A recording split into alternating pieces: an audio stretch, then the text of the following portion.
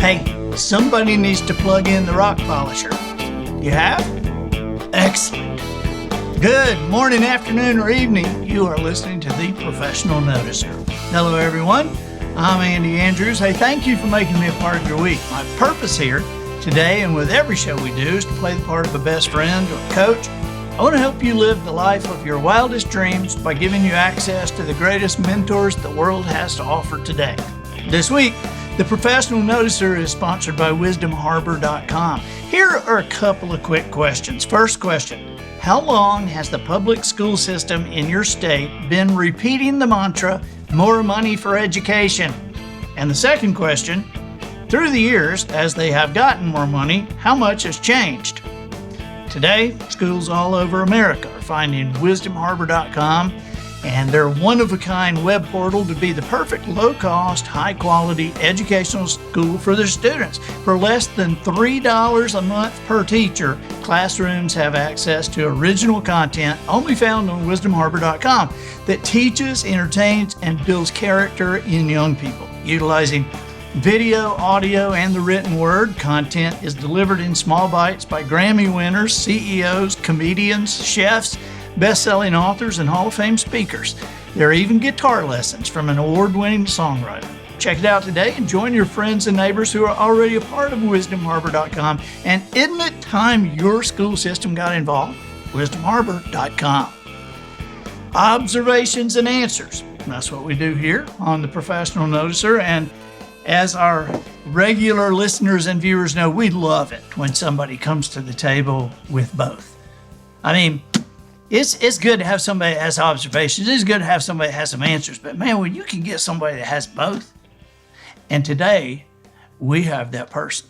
We are very excited about this, and I'm probably more excited than anybody. This is his latest book, You Are My Sunshine. So this is my latest favorite book, even though he has written other books that like stacked up as my favorite as he did them. We'll ask him how many books he's actually written, but please welcome author, entertainer, singer, guitar player, keyboard player, we just found out a little while ago, Sean Dietrich.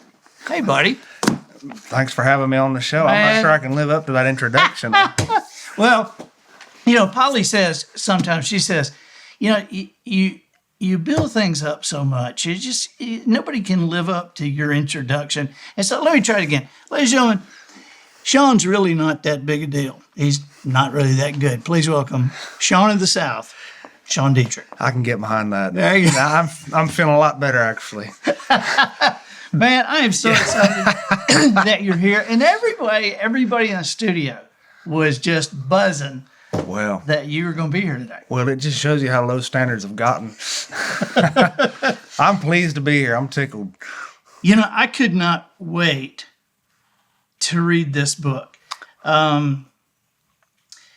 Your books, you are probably my most read author because you write every day. You intimidate the heck out of me with your daily blogs. I'm like, and somebody had sent me a couple of several years ago, and then I got a hold of a book of them. And I came out and I told Polly, I said, this guy has mastered the short form. Golly. So, but you are intimidating to Oh me. my gosh! Well, I'll carry that to my grave. What you just said. Maybe I might even have it on the tombstone itself. When did you start writing? In earnest, I started writing when I graduated from college, but I was a grown man, so that wasn't that long ago at all. Actually, I think I've been writing, earnestly every day for about a decade now. So it was really, I was making up for lost time, and I had a lot of, hard knocks as a kid, so I wanted to make up for lost time, because whenever I would kind of be around people who were writers, they had done stuff, and I hadn't really done anything, and I wanted to practice doing stuff. So that's how the initial daily thing started. I would write and it was practice. But you have to find things to write about. So it was good. It was good in that it forced me to take on the newspaper writer mentality. And I've always admired newspaper men because, to me, they're like the jazz pianists of the literary world, whereas your novel writers and your book writers, they're like the composers. And a composer, when he composes a work, an hour's worth of music, you're really seeing several years of his life played in the space of 60 minutes. But when you listen to a jazz pianist or a jazz musician play, when you hear 30 minutes of music, you're hearing 30 minutes of instantaneous music that has just come to him, unfiltered, and the newspaper man is forced to put something out every day.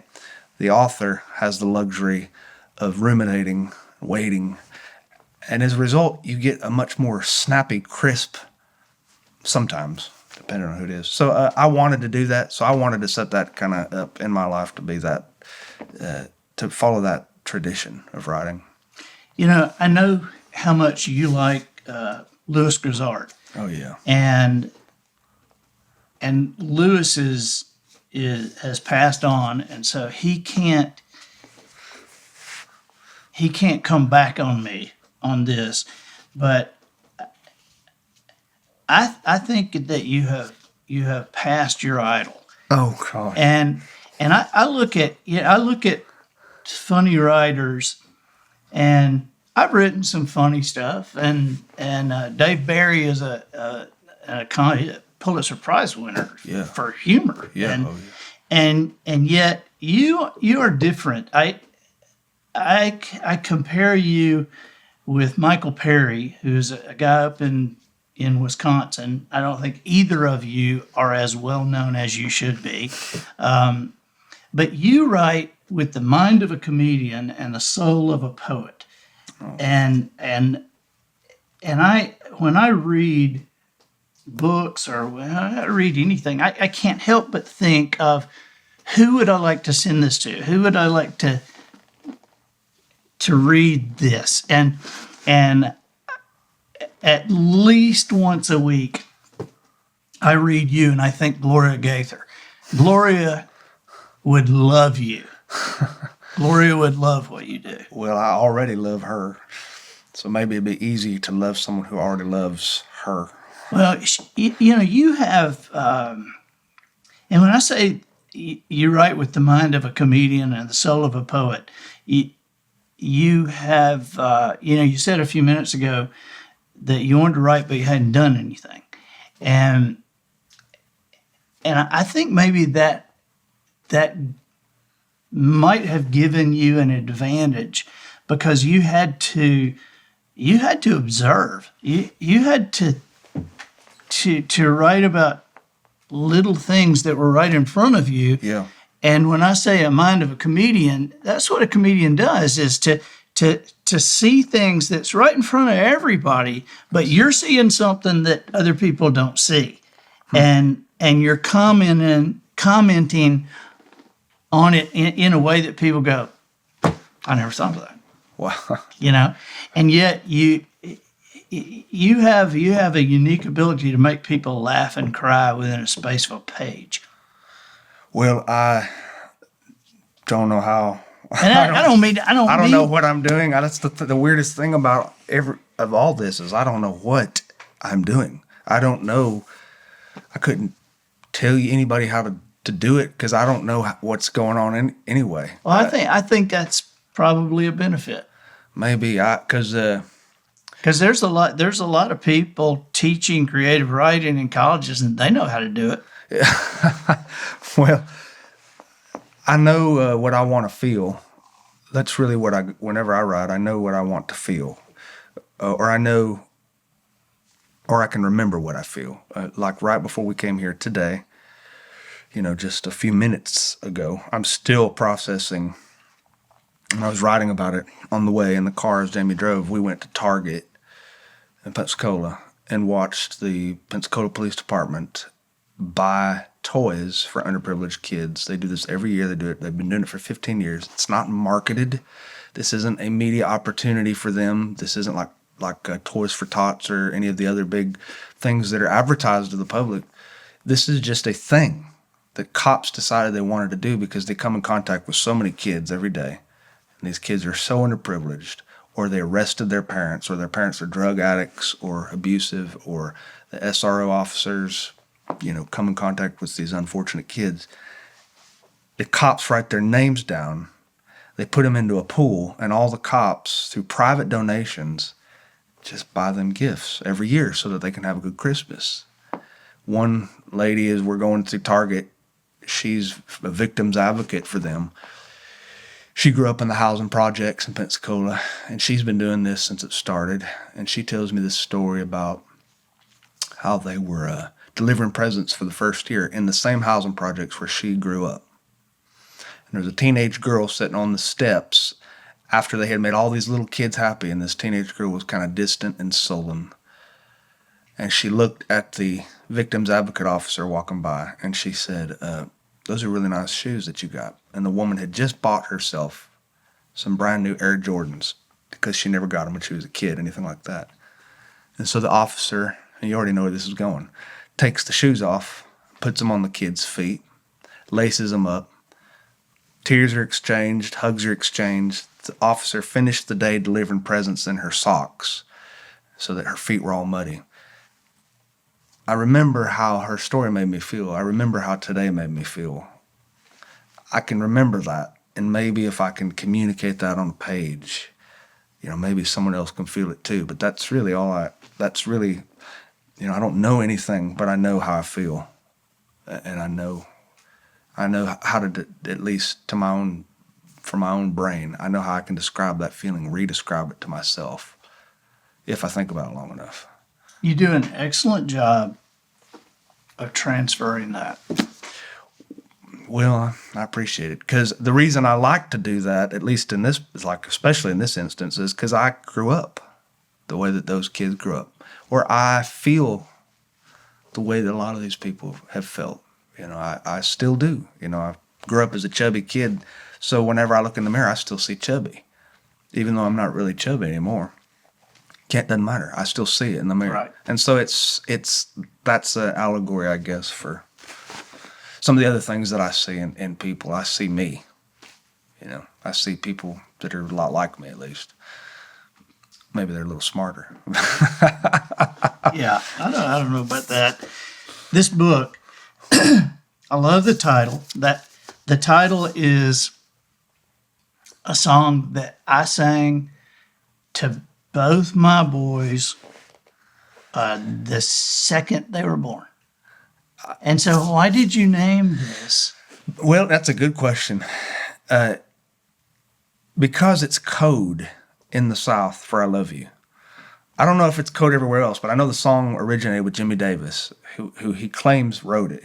He has the copyright on it, although a lot of people dispute whether he wrote it. And he was running for office, and he would go give these stump speeches, and they get everybody singing "You Are My Sunshine." So that song worked its way into the community consciousness. And growing up, my aunt, my mother, they would all sing it to me when they were singing something like "I Love You." Right. It wasn't just "Mary Had a Little Lamb" kind of a song, or "She'll Be Coming Around the Mountain." It was "I love you, you're my sunshine." So I wanted to dedicate this book to my wife and say "I love you" without saying "I love you" on the title. Why? I think I know, but why did you write this? I love the subtitle: "A Story of Love, Promises, and a Really Long Bike Ride." Why did I write this? Yeah. Well, because once you do something so insanely stupid, sometimes there really is no other option but to to justify it through any means you can. So we rode 350 miles across 4 states. It was the most outrageous thing I've ever done. And, I was looking for a tax write-off. Yeah.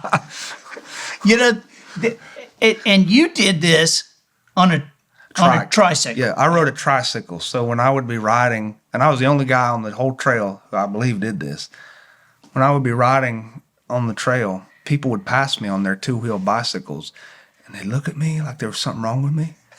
And they'd get on past me, and I could see them talk to each other as they were by me. They'd go, "He's so brave." Did you see the guy on the tricycle? That sort of set the tone for the whole trip. So, how did you guys decide to do this? How did this come about? It was during the pandemic, and the world shut down. And I was doing my thing, writing, and we traveled a lot. And the pandemic came, and then we weren't doing anything. We weren't traveling. We weren't doing anything, and it was shocking to the system, because that was my job, and that was. So we were at home all day, just like everybody else, unemployed, just like everybody else. What are you going to do? So my wife had this idea, and this idea had come to her many years ago when she had a cancer scare, and we were newlyweds. And she had said that she wanted to do these 2 American trails. And I agreed in the haste of the moment because you just said anything. Yeah, I would have said anything, and I never would have thought she would have cashed in on her promise. But she did about 20 years later, and so we did it. And we didn't have a reason not to do it because the world was shut down. And so then when I was done, I thought, I'm really glad to be finished with this. And then this little seed of an idea came. I could write a book about this. And really, that's the worst idea anybody could ever have as a writer. Because this agonizing experience that you just completed in a few weeks, you're not going to be spending another year with it every day. Right, and right. You're gonna know that trail in and out. And you're gonna re-experience everything you did. So yeah, what are you doing today? I'm gonna write about the part where I got lost. Yeah, exactly. Yeah, I'm gonna be writing that for about a week. Yes. I laughed out loud when that. I mean, I hate to laugh at your misfortune, but we were so unprepared. Sean's lost on a tricycle in the woods. We were so unprepared, and we were so ill-equipped that that makes great literature. I can't deny it. I don't know if that'll make a good book, but in other places, disasters, they appeal to me. They do. Yeah, You're do. Right. They do. We were talking about that earlier. And with that entertainment gene that we both have. Yeah. We like that kind of entertainment. We like either great entertainment or a disaster. Yeah. Just don't bore me. Yeah, right. Don't make it halfway. But that's why professional bull riding and NASCAR exist. Nobody wants to see anybody get hurt, but if they do, you don't want to miss it. Yeah, you don't. Where was your favorite place on the trail? The very, very end. That's the last day. Yeah, the taco truck at the end. Oh my God! There were so many beautiful places. When they set those trails up, they don't tell you about these trails in the modern national park system. You don't hear about them much. Or what am I trying to say? They're not in the collective American consciousness. You think Yellowstone, Shenandoah, the Everglades, Yosemite. You don't think of the Chesapeake and Ohio Canal towpath or the Great Allegheny Passage. But there was a big movement in Washington to set up this national park at the old Chesapeake and Ohio Canal towpath because this was George Washington's baby. This was his land. He thought it was the most beautiful land in the U.S. And that sounds so grandiose and melodramatic. But it's true. It's some of the most beautiful land in the U.S. And the congressmen who fought to protect that and make it a national park, historic park, believed that it was every bit as pretty as the Rocky Mountains or as Yosemite, and that people in this part of the world should have their own Rocky Mountain National Park. That just sounds so melodramatic and grandiose to me, having never been there. But when we went, it truly was some of the prettiest land I've ever seen. It was staggering, going through these working farms are still going, and it's like a throwback to the 1700s, with these little pathways leading through these 300-year-old oak trees draped over, and you just would swear you could see Washington out there on a turkey hunt. I mean, it's fascinating. Wow. So I enjoyed the Chesapeake and Ohio Canal towpath before I almost died. So after that, I don't ever care to see it again. Where was the point that you thought this is it? I may not make it through this. We were a few days into the Chesapeake and Ohio, and because it was a pandemic, they quit yard maintenance or lawn maintenance or whatever you call it, maintenance. Yeah. Guys get out there at this trail with weed eaters because it's a primitive trail, and they keep it trimmed. Well, they hadn't been doing that for months and months, so the weeds were above my head. And a cyclist is a slim on a traditional two-wheel. They cut a slim profile, so they could zip through these patches of weeds. You were pedaling a tractor through. I was hauling a John Deere trailer through these weeds, and I could not see. I could not tell where Jamie was. There were weeds on my right, my left, ahead of me, and behind me, so that when I stopped, I was in Children of the Corn. I mean, I'm looking around thinking, I'm not going to make it. I'm not going to get through this. I've already gone 5 miles this way. It's kind of like driving through the state of Texas. You get midway through Texas, if you change your mind, you still got to go back through Texas for 5 days. Right. So there was nothing I could do. But eventually the trail opened up and turned into limestone, and it was okay. You know, the place on the trail that I thought I wouldn't want to do this. You know where it was? You'd never guess. Where? It's when you were in the camp place with those kids being so loud. Oh. That's what made me go, I wouldn't want to do this. Yep. Trying to sleep and the kids blasting their music. And you see, I blame electric bikes for that. Because electric bikes have opened up the whole world to a lot of people who maybe wouldn't otherwise want to be there. Or so yeah, they came buzzing in on their Suzukis with these Bluetooth speakers that were the size of Buicks, and it was just yeah, that got me more than the getting lost, more than your trip through the weeds. I've been lost in the woods. I've gone through weeds, but that. Yeah, I'm afraid. Yeah, yeah. They were a lot. So, what surprised you about that? I mean, about the experience. Yeah. The community of people. When you're out there braving the wilderness, you're involved in an instant community. You have instant best friends. There really are and this was at a time, I didn't accentuate this in the book, but it's true. It was at a time in America when there was a lot of division, being highlighted. And so a lot of people were arguing in at least online and on television and wherever other forums. But out here, so nobody was riding the trail with their political flags. Exactly. We were all the same. And everybody was vying for each other, and we were all congregating at the same places, talking about the same basic things: the weather, where to get good food, where to get warm shelter. It became a very basic. We had a very basic objective: just don't die. And you find this. What's your goal? Just don't die.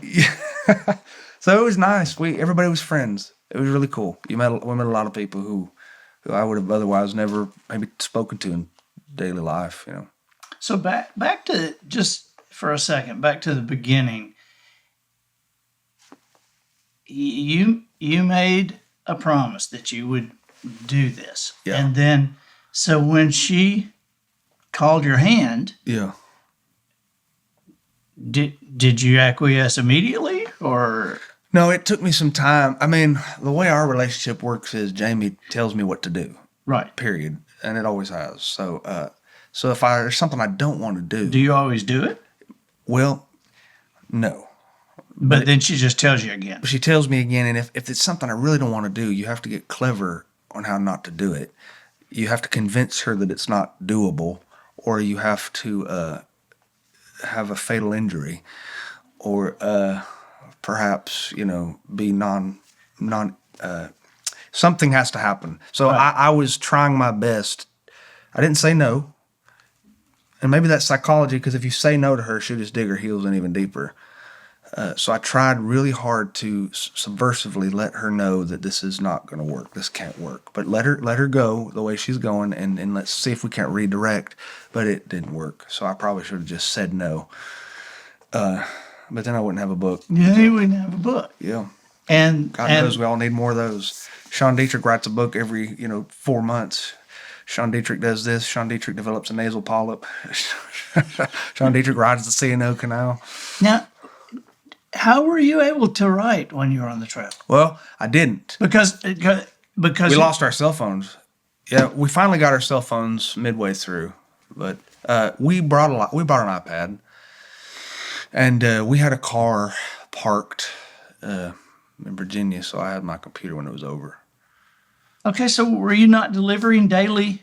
Well, I had stuff that I could write on the iPad. I had a little wireless keyboard, and I had a phone when we finally got a That's phone. what you say, because I I wrote. remember missing a. Yeah, I was able to write about the trail. And the cool thing about it, really gratifying for me, was most of my stuff is just in the Southeast.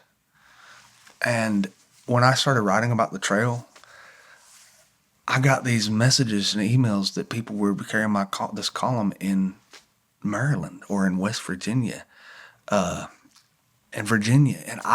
that was the first time I'd ever.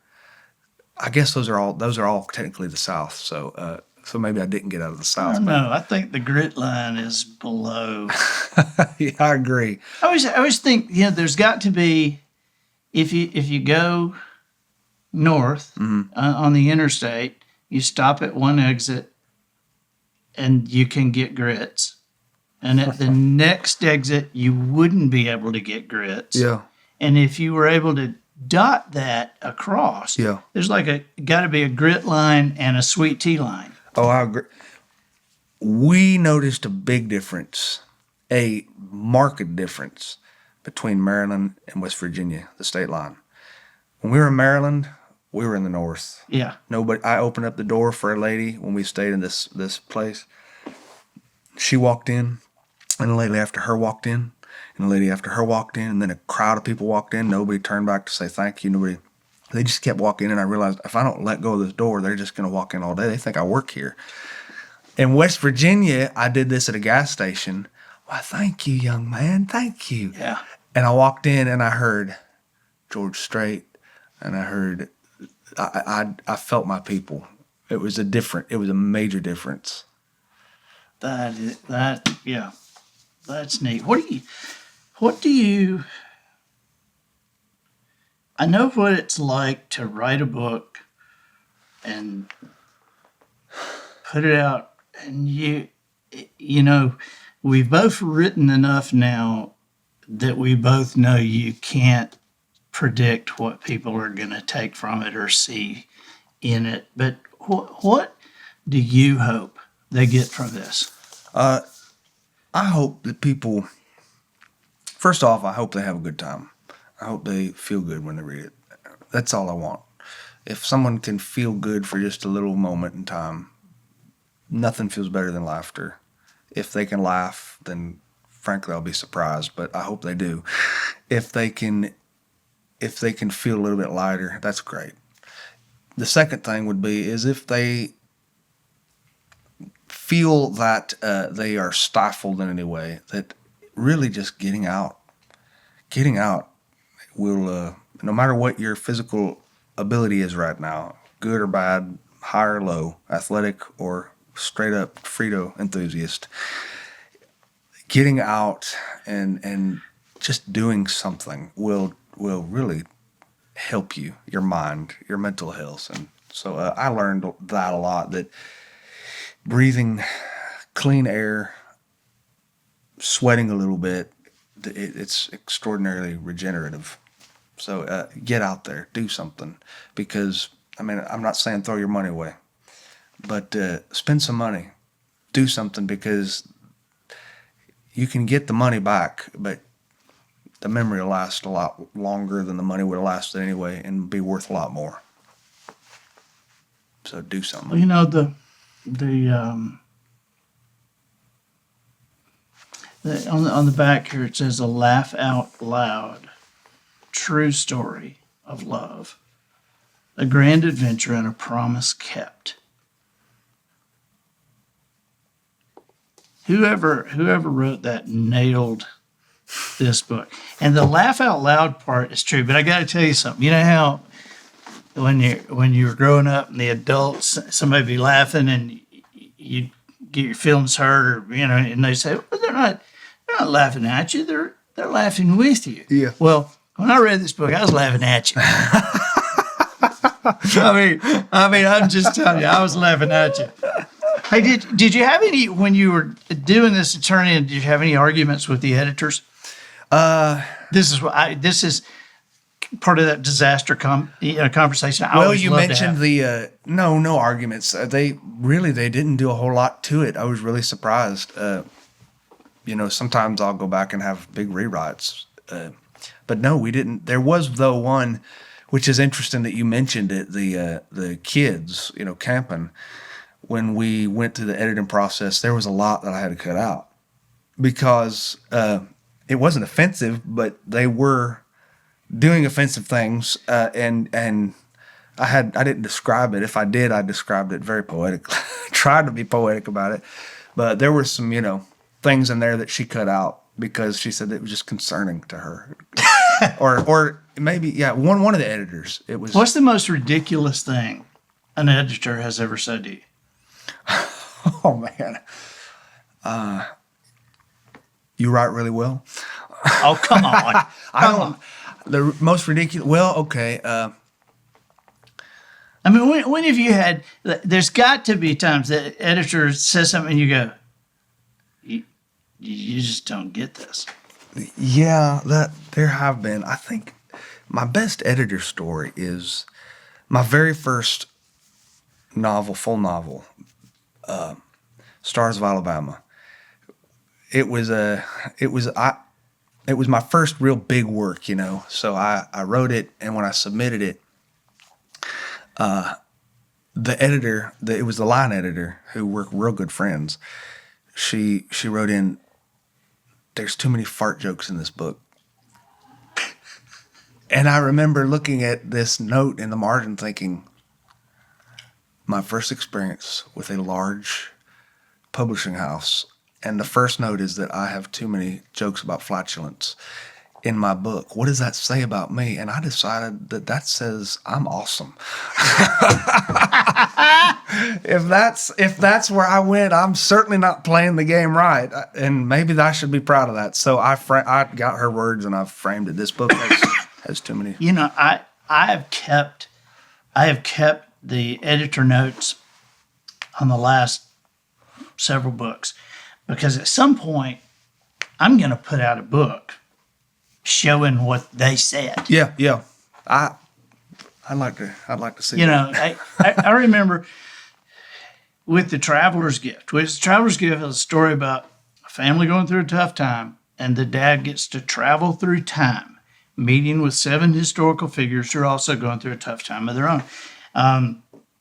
And I remember having a conversation with the editor, and the editor said, well, yeah, because I had Harry Truman. He had gone back and visiting Harry Truman, had Harry Truman saying, that's a hell of a so-and-so, and, what the damn thing is.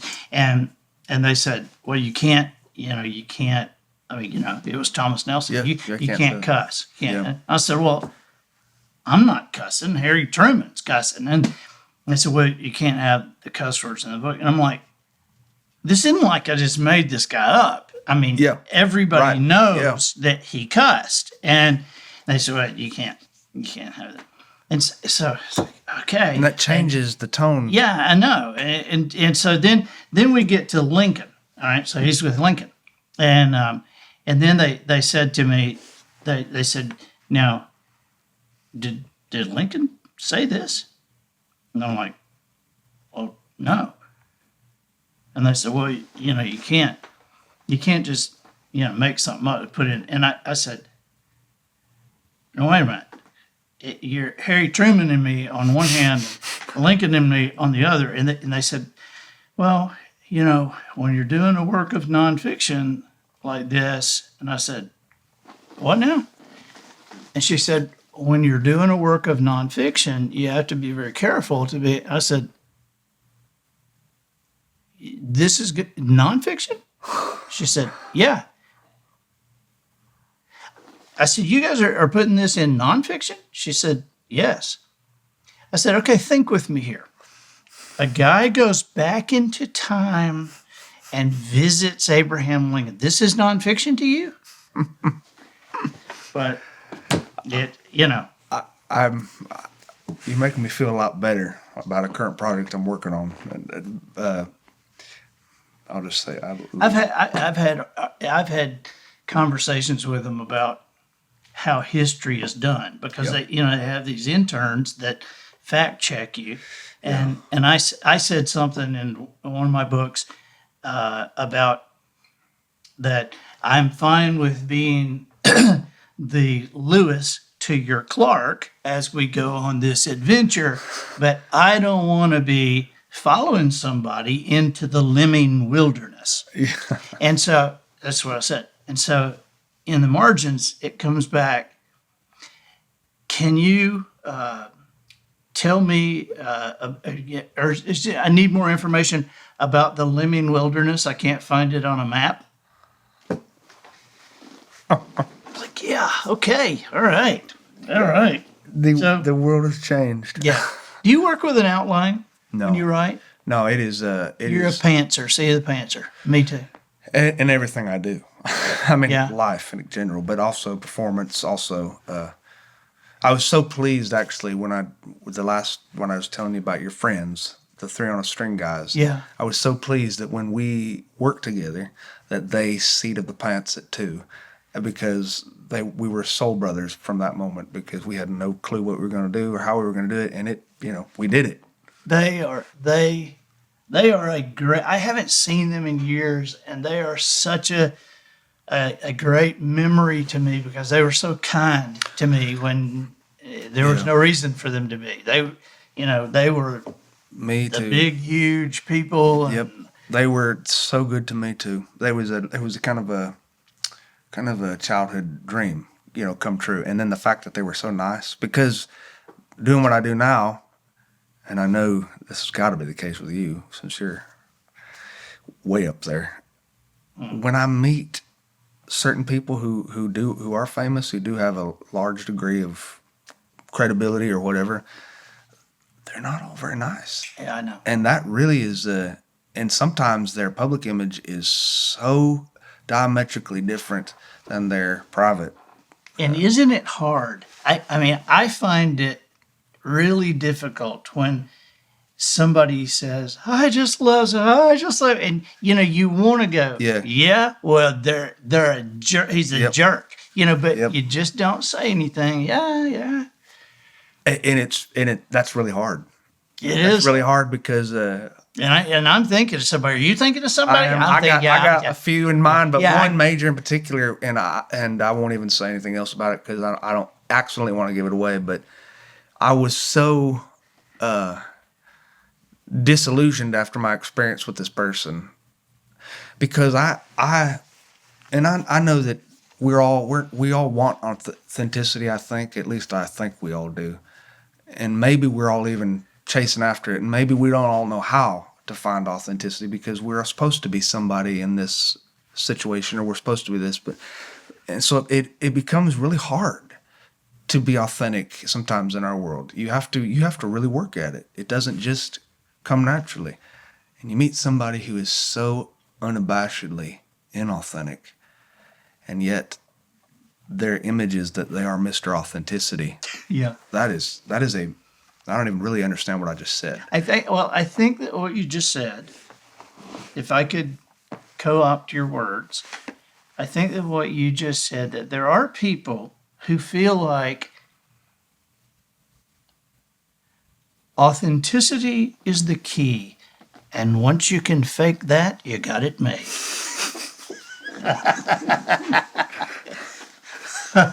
Bingo. Can you title that into a book? That would be a good one, wouldn't it? So do you do notes? No. No? I did take some notes on this trip into a little notepad, but it didn't need them because they were factual notes, and so I quit doing that even because you can find that later if you need that. This book actually did require most of the research I've ever done because I'm talking about physical places that need a little bit of background, but I enjoyed that because I didn't have the traditional college experience anyway, so I love it. I love to read about places and stuff. Yeah. But no, I'm total seat of the pants. There's something that you do, and this, we're just winding down here, but there's something that you do that I didn't realize until not too long ago, and it's very impressive, and I'm curious as to how you pull it off. I've read a lot of your daily, every day I read it, okay? Dave Ramsey reads it every day, by the way. Ouch. Yeah, every day. That's humbling. That's humbling. And, Someone like either one of y'all. Well, no, Dave. For me, it's been a long climb to the middle, But I read it every day, and I don't ever see a typo. I don't ever see a misspelling. Oh, God bless you. So who is responsible for that? It's me. When I first started doing it, I would comb over these things, and I would just be so nervous that there would be a typo, there would be a misspelling or a grammatical error or a factual error, heaven forbid. And sure enough, they would be there, and I would get several messages. You can't say this, or this was wrong, or you got this wrong, or you missed a comma here, or there's no. One time I was talking about volunteer young women who go into hospitals. They were candy strippers, and I called them candy strippers. Yeah, that's 1P. 1P. So then I wrote a whole column based on that. That was a joke. But so what happened is my eyes got better. That's for sure. But really, that's not the case. I quit worrying about it because I saw this thing on. You remember baseball, the Ken Burns thing? Mm-hmm. There was a reporter in baseball who was giving an account of interviewing George Stengel, or Casey Stengel, with the Mets, old Grizzly baseball coach, And the reporter was talking to him. He was just so fascinated that he's talking to Casey Stengel that they're having the national anthem right as they're having their conversation. And he realizes, this young cub reporter, that the national anthem is over. And he's just sat here and talked through Casey Stengel throughout the entire national anthem. And Casey Stengel takes a cigar and says, "It's okay, kid. We do this every night." And I thought, it's okay. I do this every day. Yeah. That's the goal for me. If I screw it up, and I'm gonna, it's all right. And if you make a mistake, you've got plenty of editors who are going to bring it to your attention. Yeah, so they're going to tell you. So I appreciate you saying that, but they're there. Yeah, I've been amazed. I love what you do, buddy, and thank you. Oh, thanks. I know how busy you are, and I can't tell you how much I appreciate you coming today. Oh, well, I can't tell you how much I appreciate you even letting me into the lair. Well, into the chocolate factory. Anything I can ever do to help you. From my whatever little place I have. You got it. You or Jamie. I just appreciate you guys very much. Well, thank you. So, we appreciate you. So we're gonna have. If you can just introduce me to Gloria Gaither, I'm going to drag me out behind the parking lot and shoot me because I'll have done it all then. I'm going to do that. And she will love you. She will love you. Gloria, she is the wisest woman I have ever met. Really? Yeah. I've got a picture of Gloria holding her grandbaby in a porch swing at my house with Polly, my wife, sitting on the ground there. I've got the picture of Polly and Gloria and the baby in the porch swing with Polly and Gloria talking. And for some reason, that picture is just incredibly special to me. my parents passed away when I was young, and so I kind of latch on to people who have that wisdom. And Bill and Gloria are like kind of like mom and dad to me in a way. And I always, my dad was a minister of music, and so I grew up with the choirs doing Bill and Gloria's work. Sure. And so sometimes I'll sit there with Bill and Gloria, and I feel like my parents are in heaven just laughing. It's like that I got to meet them. Full circle. Yeah. Well, we're going to have the links to where you can get the book and where you can sign up for Sean's daily communication. Sean of the South. Thank you, buddy. We're going to have all the links for where we can be there, and we just appreciate you being here very much. Thank you. I'm Andy Andrews, the professional noticer, harnessing common sense and wisdom to plow through challenges all the way to an answer for you. And I think that'll do it for this week. Get us out of here, Matthew. So, ladies and gentlemen, and to the boys and girls who aspire to become ladies and gentlemen, we have reached the end of another episode of The Professional Noticer. In a world where common sense has become a superpower, I'm harnessing that tiny bit of mental energy I have for you, seeking wisdom, making observations, and endeavoring to answer tough questions in a way that will empower your family and your business. I'm Andy Andrews. Until next week, goodbye. This episode of The Professional Noticer was produced by Matt Limpert. The Noticer theme written and performed by Sugarcane Jane. Little Orphan Annie decoder rings for the cast and crew provided by Twinkle and Smoke of Beverly Hills. Additional funding provided by seeingeyepeopleofamerica.org.